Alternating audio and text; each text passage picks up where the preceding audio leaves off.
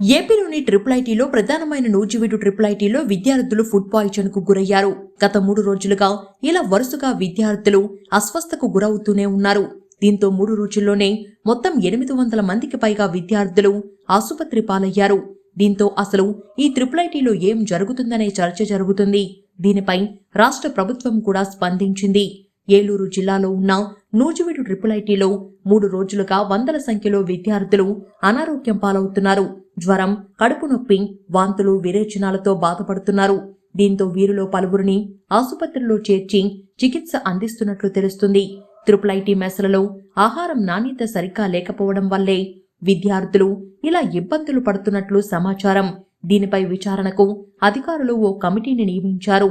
Nuzvid triple ఐటీలో గత 3 రోజులుగా విద్యార్థులు పెద్ద ఎత్తున అనారోగ్యానికి గురయ్యారన్న వార్త తనను ఆందోళనకు గురిచేసిందని విద్యామంత్రి నారా లోకేష్ ట్వీట్ చేశారు.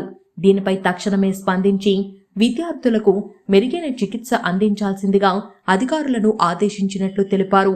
విద్యార్థుల ఆరోగ్యం విషయంలో నిర్లక్ష్యం తగదన్నారు. ఇటువంటివి పునరావృతం కాకుండా అప్రమత్తంగా ఉండాల్సిన బాధ్యత అధికారులపై ఉందని లోకేష్ తెలిపారు. మరి విచారణ కమిటీ నివేదిక వస్తే కానీ ఏం జరిగిందో తెలిసే అవకాశాలు కనిపించడం లేదు.